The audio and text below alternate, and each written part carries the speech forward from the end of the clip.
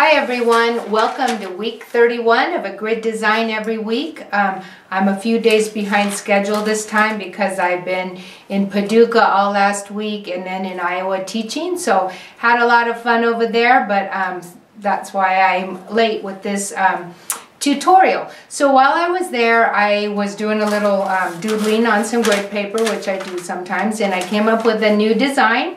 And it doesn't have a name, so we're just going to call it the Paducah Special this week. So come on over and I'll show you how to do it.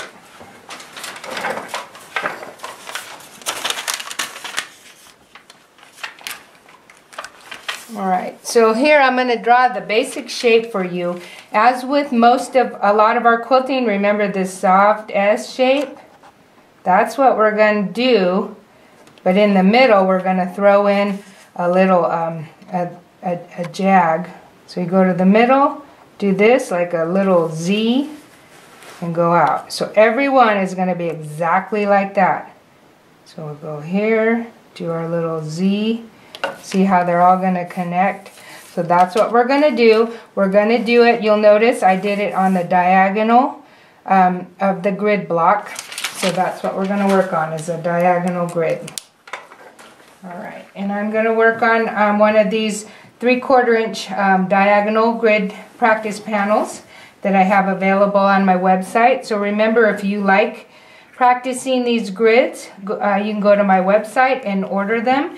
They're a pack of 4 for $30, and they're all different. You've got horizontal, vertical grids, diamond grids, and then diagonal grids. So they make learning your grid designs much easier. Alright, so we're going to work in this area. Get my little stiletto out here so I can point some things out. The way this is going to work is we're going to do every other row of diagonal boxes. You'll see what I mean here. And we're going to start down on one of these odd shaped or partial grid boxes. Alright. So basically right here we're going to do the last half of our soft S shape. Can you see okay? Okay. Alright, so that soft S is going to cross the intersection. Going to do our Z. Let me get rid of these threads. I'm using this dark teal thread so you guys can see better what I'm doing. So you want to try to get that Z or that jagged design roughly in the middle of that block. And when we come to the top, you're not going to do the Z because you run out of space. But now remember, when we travel across the top, we're not going to do this next row. We're going to skip that row. Okay, so we'll go down here.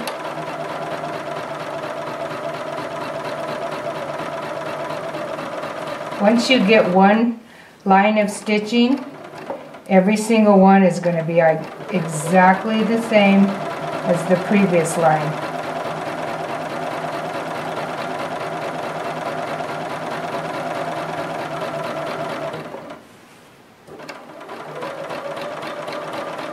I should have stitched around the outside of my area just to give us a little more definition.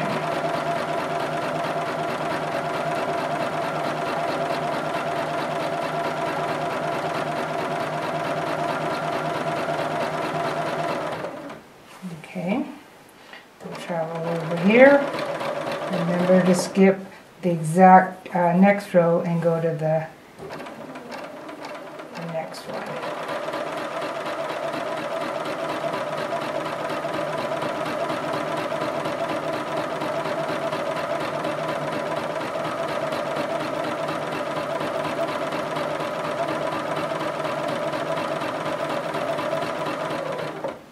Alright, now we finished our vertical rows, so we're going to go up into our horizontal lines. Now I'm going to start here in a partial block, just like I did there and just like I ended here. So we're going to start in this partial block, and I'm going to do start with my little S shape on the left side. So I'm going to do everything exactly the same every time.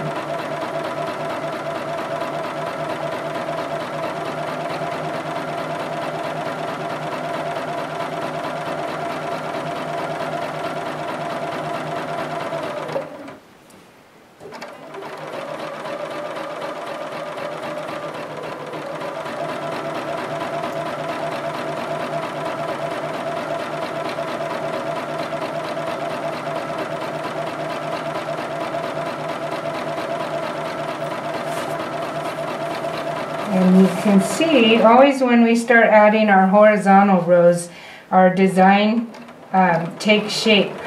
You don't know what it's going to look like until you add your horizontal rows, and that's when it's fun, because you can see how it all comes together and how beautiful it's going to be.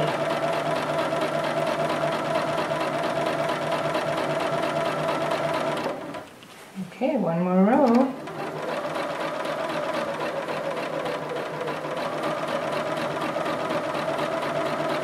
This is kind of where I get confused.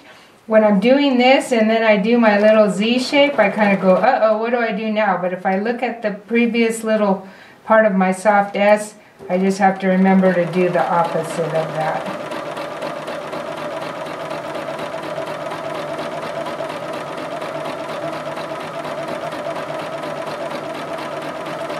Alright, that's it. I'm going to quickly stitch around the border there, because I want you guys to have a nice crisp outline so you can really appreciate this one.